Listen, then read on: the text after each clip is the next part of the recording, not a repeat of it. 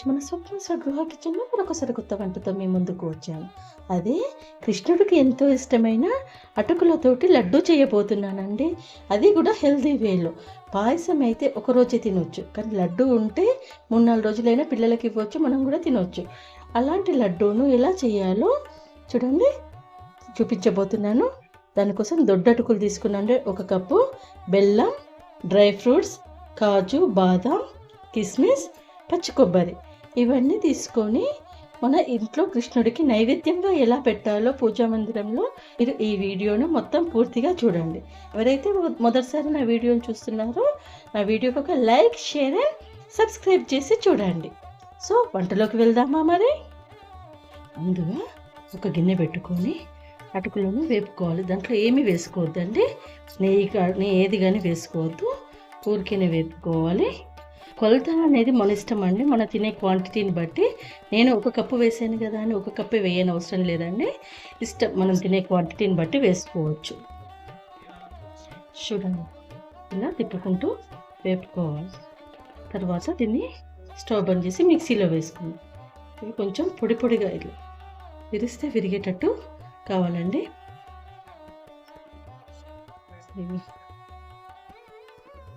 ఎంతమందికి తెలుసండి ఈ అటుకుల లడ్డూలు? ఒక కామెంట్ బాక్స్లో కామెంట్ పెట్టండి. మీరు కృష్ణాష్టమికి ఏం ప్రసాదంగా పెడతారు కృష్ణుడికి? నాకు ఒకసారి కామెంట్ బాక్స్లో కామెంట్ పెట్టండి. చూడండి, ఇలా వేపుకున్నాక కొంచెం చల్లారనిచ్చుకుందాం. ఇదిగోండి, ఇలా అంటే విరిగిపోవాలి. ఇవి చల్లార పెట్టుకునేసరికి ఇంకొక మూకుడు పెట్టుకుందాం. ఒక మూకుడు పెట్టుకొని డ్రై ఫ్రూట్స్, కొంచెం నెయ్యి వేసుకొని, చాలా సింపుల్గా చేసుకోవచ్చు అండి, ఇది వితిన్ 5 మినిట్స్లో చేసుకోవచ్చు. కొంచెం నెయ్యి వేసుకొని డ్రై ఫ్రూట్స్ని వేపుకోవాలి. స్టవ్ బంద్ చేసుకుంటే సరిపోతుంది. తర్వాత మిక్సీ జార్ తీసేసుకొని మనం ఇందాక వేపి పెట్టుకున్న అటుకులు ఉన్నాయి కదండి, ఇవి పొడి చేసి పెట్టుకోవాలి, మిక్సీ పట్టుకోవాలి. చూడండి, అటుకులను ఇలా మెత్తగా పొడిలాగా చేసుకున్నాం కదా. చూడండి, ఇలా గిన్నెలోకి తీసుకోవాలి. తర్వాత పచ్చి కొబ్బరి తీసుకున్నాం కదా, దీన్ని కూడా మిక్సీ చేసుకోవాలి. ఈ పచ్చి కొబ్బరిలోనే కొన్ని బాదాంలు కూడా వేసేసుకొని మిక్సీ పట్టుకోవాలి. కొబ్బరి కొంచెం నలిగినాక మనం తీసుకున్న బెల్లం ఉంది కదండి, ఇందులోనే వేసేసుకోవాలి, లేకపోతే బెల్లం అనేది బ్లేడ్లకి అంటుకుపోతుంది. సో ఇప్పుడు దీంట్లోనే వేసేసుకొని మనం కొబ్బరిలో వేసేసుకొని దీంతో నట్టుగా మిక్సీ చేసుకుందాం. చూడండి, కొబ్బరి, బెల్లం, బాదం అన్నీ కలిపి ఇలా మిక్సీ పట్టేసుకొని అటుకుల పౌడర్లో వేసుకోవాలి.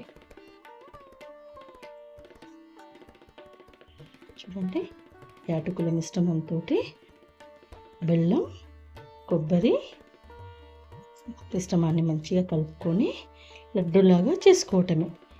చూడండి, చాలా సింపుల్ లడ్డూను మన కన్నయ్య కోసం రెడీ చేస్తున్నాం, చాలా సులువుగా.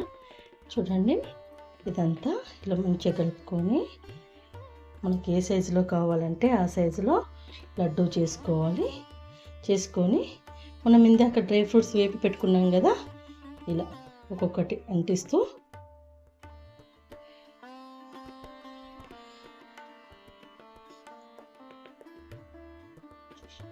అన్నీ తయారు చేసుకోవటమే. చాలా టేస్టీగా ఉంటాయంటే, ఈజీగా అయిపోతాయి, హెల్తీ వేలో చేసుకున్నాం మనం. చూడండి, ఎక్కడ కూడా మనం ఆయిల్ వాడలేదు. చూడండి, ఇలా అన్ని లడ్డూలు చేసుకొని మనం కాజులను పేస్ట్ చేసుకుంటూ, కాజు, కిస్మిస్, బాదాం ఇందులో వాడేసినాం కాబట్టి బాదాంని అవసరం లేదు, అది మీ ఇష్టం అండి. వేసుకోవాలనుకుంటే మళ్ళీ పైనుంచి కూడా వేసుకోవచ్చు. కానీ చాలా సింపుల్గా చేసుకునే అటుకుల లడ్డూను మీరు కూడా మీ ఇంట్లో తయారు చేసుకొని కృష్ణుడికి నైవేద్యంగా సమర్పించండి. చూడండి, ఇవి ఒక 5-6 రోజులైనా కూడా ఉంటాయండి. ఫ్రిడ్జ్లో పెడితే 10 రోజుల దాకా కూడా ఉంటాయి, బయట పెట్టుకుంటే 5-6 రోజుల దాకా కూడా ఉంటాయి. ఎందుకంటే ఇక్కడ తడి అనేది లేదు మనకు, కేవలం కొబ్బరి బెల్లం మాత్రమే వాడాం. అటుకులు అవి కూడా వేపినాయి కాబట్టి మనకు చెడిపోయే అవకాశం చాలా తక్కువ ఉంటుంది. పచ్చి కొబ్బరి వాడినాం కాబట్టి కొంచెం ఒక 5-6 రోజుల వరకు బయట పెడితే ఉంటాయి.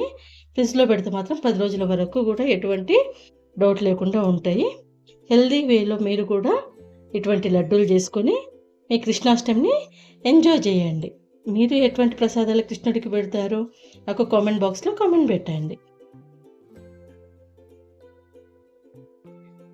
చూడండి, ఇవంటి చాలా సింపుల్ అయినటువంటి తేలికైనటువంటి అటుకుల లడ్డూలు మీరు కూడా మీ ఇంట్లో చేసుకొని ఎలా వచ్చిందో నాకు కామెంట్ బాక్స్లో కామెంట్ పెట్టండి.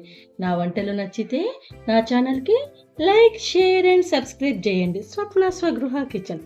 ముందుగా దేవుడికి నైవేద్యం పెట్టి తర్వాత మనందరం స్వీకరించి కృష్ణాష్టమిని సంతోషంగా సెలబ్రేట్ చేసుకుందాం. Thank you.